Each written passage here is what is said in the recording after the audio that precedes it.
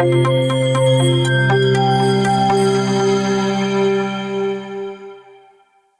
you seen those cute little newborn kids who have chubby cheeks, round face, no teeth, and their lips are slightly parted to give them a little pouty appearance? Well, it's not just for the cute looks, but it's actually a reflection of how their oral cavities are. And in today's session, I'm going to be teaching you all about a newborn child's dentition and their gum pads.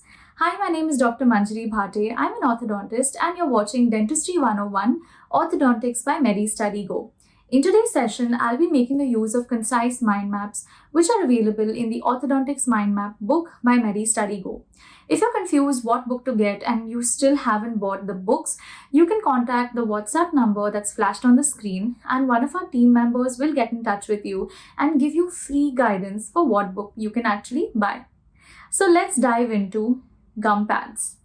Let's start by understanding how the dental arch grows and how occlusion is attained. Dental arches grow in order to accommodate developing teeth. They continue to grow until all of the permanent teeth erupt and attain their positions. That means that right from the newborn stage until all of the permanent teeth have erupted into the arch, the growth of the dental arches occurs. Occlusion is the relationship between all of the components of the masticatory system, including their normal function, dysfunction, and parafunction. The stages of occlusion development. So this tells us about how the dentition develops.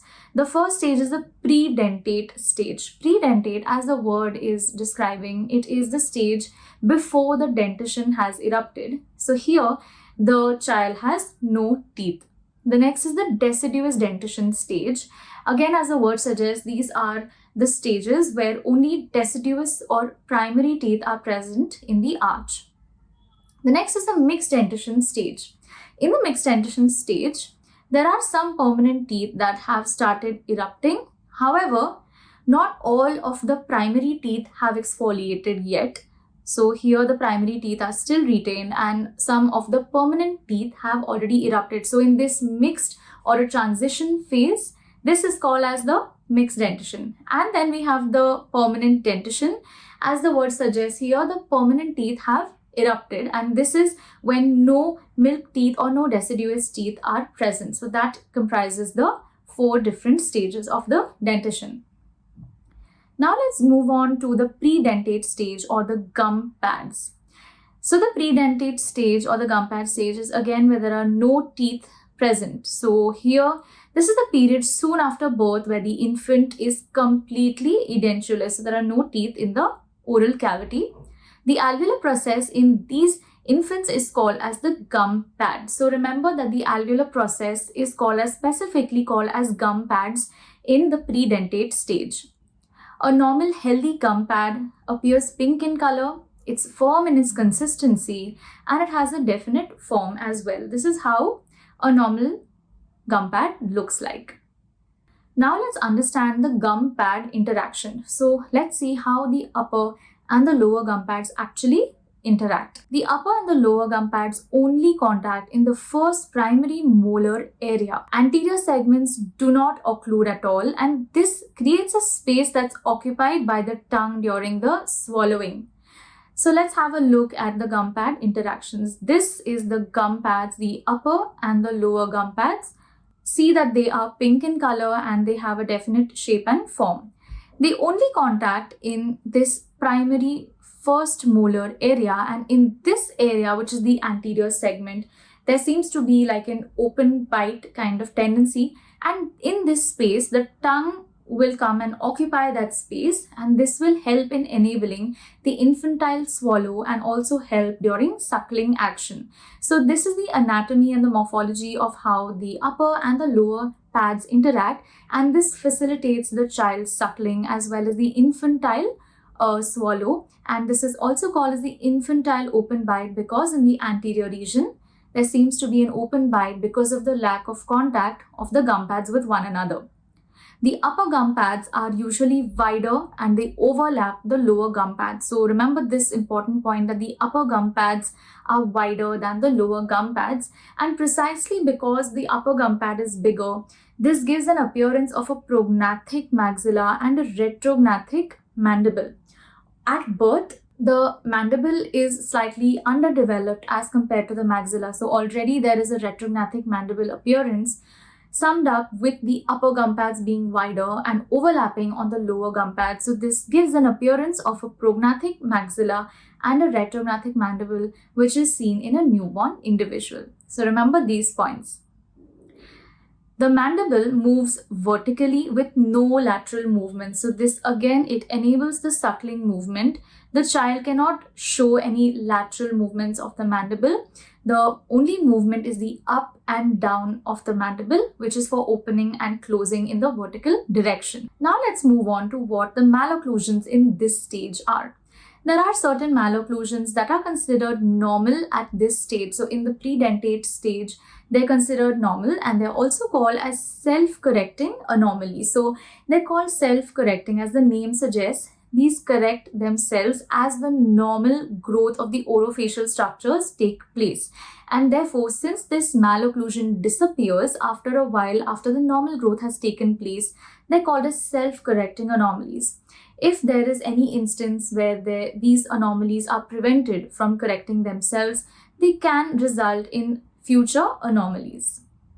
Now let's have a look of how exactly the upper and the lower gum pads look like and what is their anatomy. These are the pair of gum pads, the upper and the lower gum pads, also called as maxillary and mandibular gum pads. They develop into a labiobuccal and a lingual part.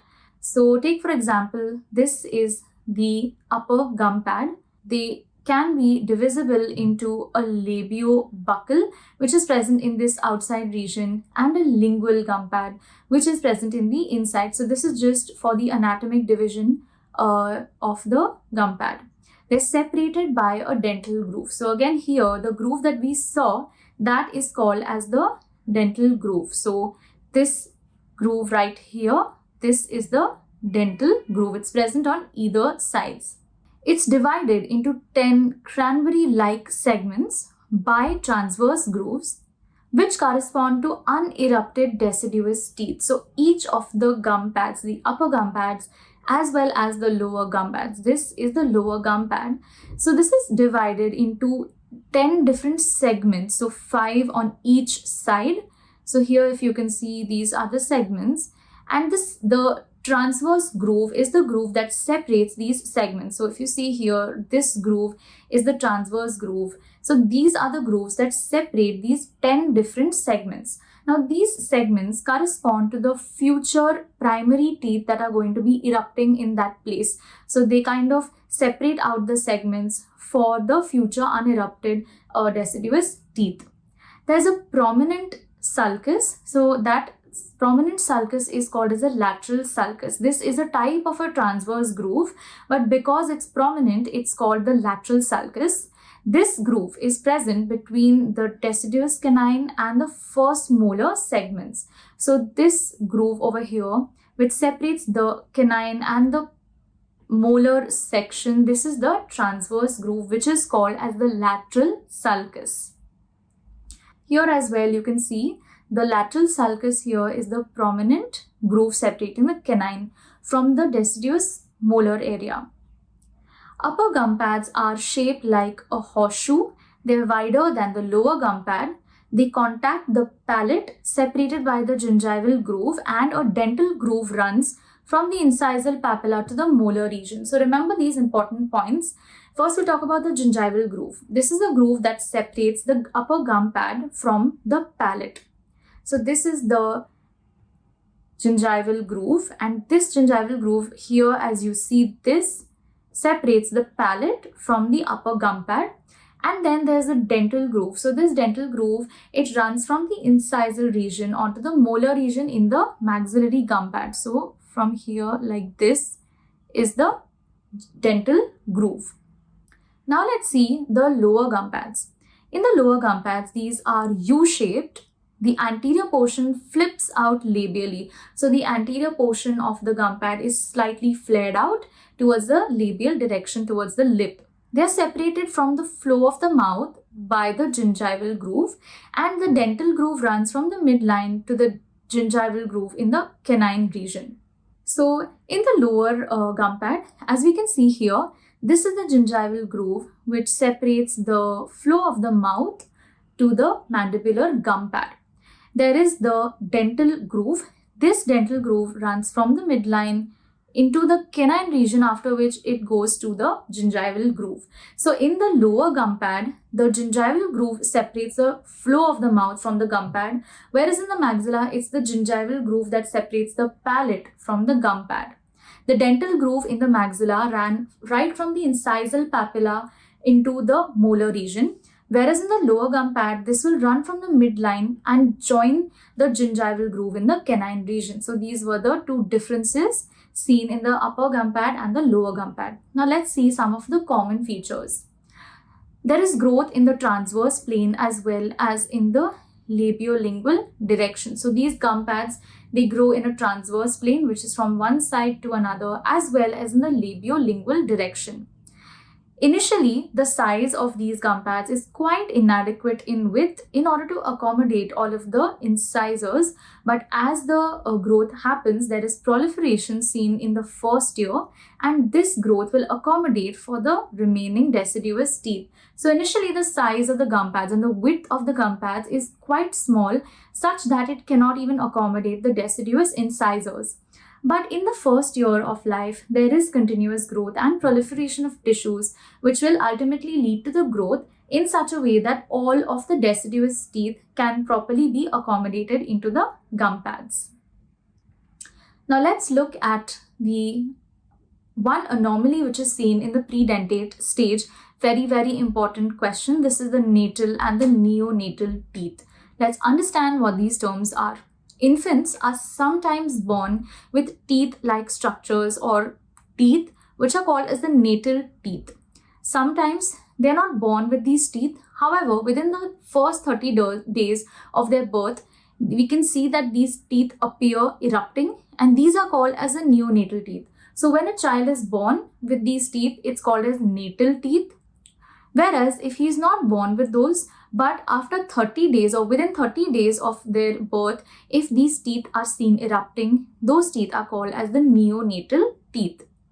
Natal teeth are more commonly seen than neonatal teeth, and they are commonly seen in the mandibular incisal area. So more often than not, you'll see in the mandibular incisal area, these natal teeth or neonatal teeth appear.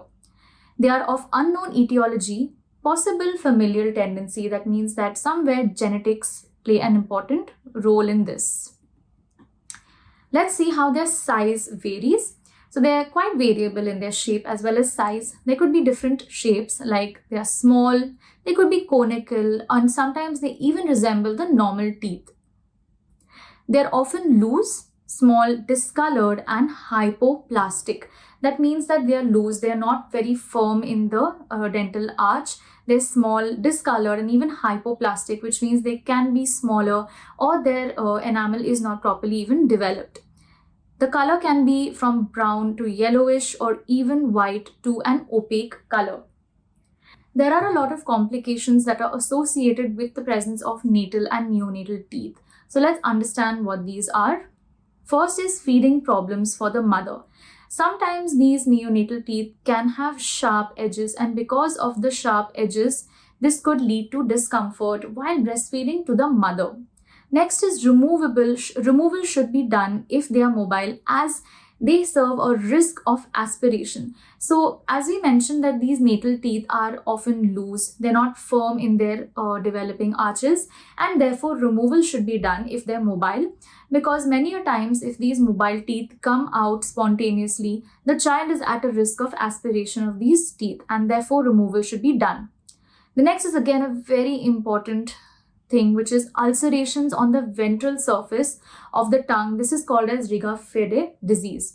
Many times what we see under the tongue, there is a ulceration which is seen, and this ulceration is seen because of the sharp edges of the neonatal teeth. And in these neonatal teeth, when they have sharp edges, that can damage and irritate the ventral surface of the tongue. So this is called as a Riga-Fede disease when there's ulceration on the ventral surface of the tongue because of natal or neonatal teeth. They can also occur in the association with some syndromes. So the associated syndromes are ectodermal dysplasia, craniofacial dysostosis, chondroectodermal dysplasia, Pierre-Robin syndrome, and Down syndrome. These are some of the common syndromes in which we can see the appearance of natal teeth as well as neonatal.